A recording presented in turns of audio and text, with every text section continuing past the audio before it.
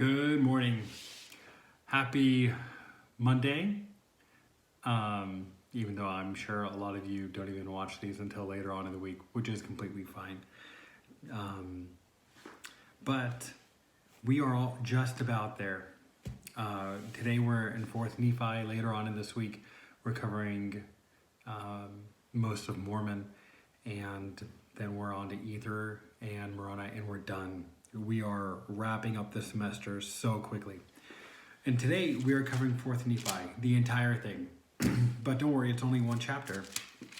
And it covers probably the most amount of years than any other book, any other book in the Book of Mormon, even though it's only one chapter.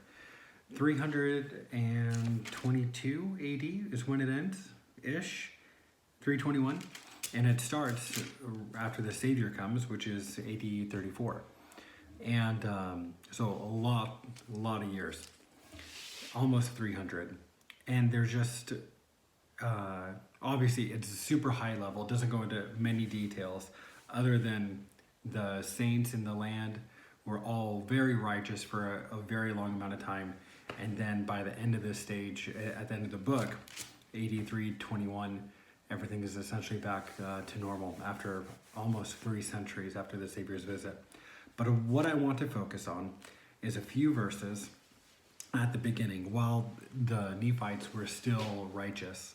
Listen to this. Tell me if this sounds like people in the Book of Mormon. After all the wars and the war chapters and the Nephites and their pride cycle over and over again, I love these verses, and I can't imagine how these people must have lived. So many people were born, lived, and died during these years and during this time when it was just epic peace and happiness. And so there were no rich, no poor, no bond or free, but they were all made free and partakers of the heavenly gift. And many miracles were done by the 3 disciples that remember the 3 Nephites who continued living. And the Lord did prosper them exceedingly in the land. They built up many cities again, and they did multiply exceedingly fast and became an exceedingly fair and delightsome people. They were married and given in marriage and were blessed according to the multitude of the promises which the Lord had made. And I'm going to skip down to verse 15. And it came to pass that there was no contention in the land because of the love of God which did dwell in the hearts of the people.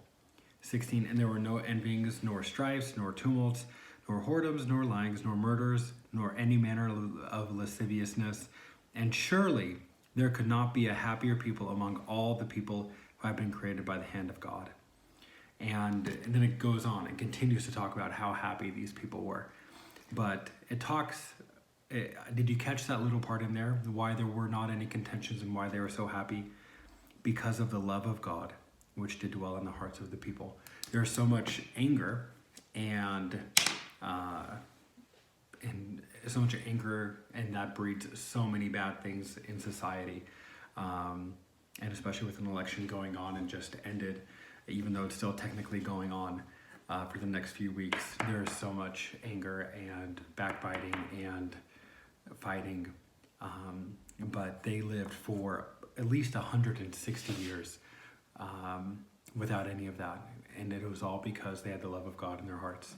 So my question to you today is, what will you do to ensure that you have the love of God in your heart so that not only will you not be angry, but you will live a happy life? Okay? What will you do to ensure that you have the love of God in your heart?